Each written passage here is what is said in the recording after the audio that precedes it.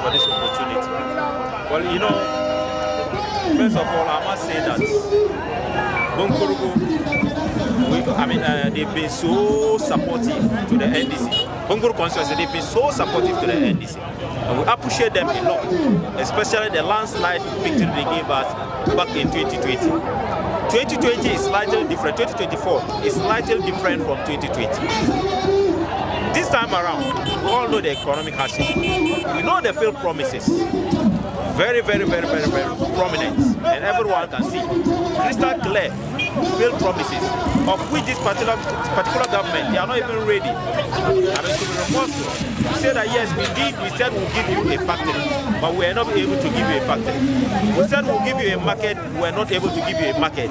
We said we'll give each village a dam, but unfortunately we are not able to give each village a dam. They are not able to come and swallow that kind of pride. So what we usually say, just like President Mahama says, it is time for us to get a change. It is time for us to get the country reset. Why do we need reset? Today, you all know, fuel prices are high. Farm inputs high. Back in 2020, we used to farm an acre, just 72 Ghana cedis, 75, 95. Today, you will not farm an acre less than 200 Ghana cedis.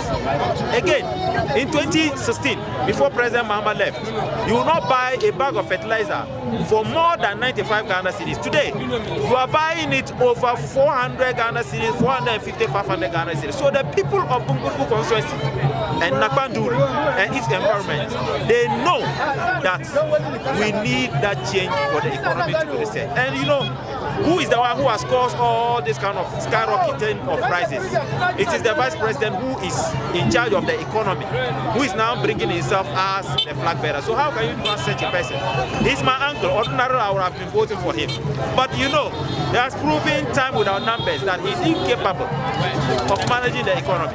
And we need a better future for the people of Bunkpurugu. So let me come and say, back to Bunkpurugu constituency. The one we defeated was Honorable Solomon, who was then the Northeast Regional Minister, doubled as the MP.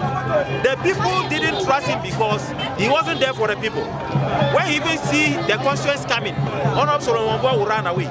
So the people know that this is an old commodity who is coming. It is not a new face. If it had even been another new face, perhaps the people would have said that no, maybe this person will change. But even in MPP, they don't trust him. I hope you are getting it. Was it not the very person who said that in 2020 they are going to work on this road, Bunkpurugu Road, Nalerigu Bunkpurugu Road, and they indeed brought contractors, cited it at Nakpanduri. What happened? After he lost, he decided to punish the people of Bunkpurugu and make sure that they packed and left. Today, the same person, we are getting to election again after you punishing your own people because you lost an election and you forgot to thank them for even sending you in Parliament in the first place. You are coming back to say that they should vote you. How will the people of Bunkpurugu vote for such a person? Note, we are going to defeat him in this 2024 because the people of Bunkpurugu Nakpanduri are people who think wise. They are wise people and I've worked with them. I hope you are getting it. They are going to punish him back. For punishing them and making sure that they pack away. And notice, after that, he will ensure that when he loses, they will pack away again. But when President Mahama wins, as he promised the chief of Bunkpurugu that he will ensure that the road is worked on. Indeed, the road. Thank you very much. You know, election is about peace. It's about competition of ideas. We compete with ideas. We compete as to who would manage the country well. It's not a competition of puzzles. It's not a competition of, weapons. I must say, NDC members must be peaceful. For MPP, I can't speak for them, but I plead with them that this election we are going into, please do not die for any politician. Do not die for any party. But what I must also say and put it on record, that NDC, we promise that we are not going to sit down and allow MPP to kill our members like they did in Tejmasaf and they did in other places. We are going to protect our people. However, we are there for peace. It is about ideas. There has never been an election in which NDC will be in power and people will die in an election. But MPP during their time, in 2020, when they knew they were losing, people have to die for them to retain power. So we as an NDC, we are peaceful and I entreat our people that do not die for any politician. No one should die for me, no one should die for President Mahama. Because already we don't want that.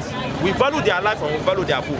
But I don't know if MPP members, they may say that their people should die for them. We want our people and we want even the MPP people.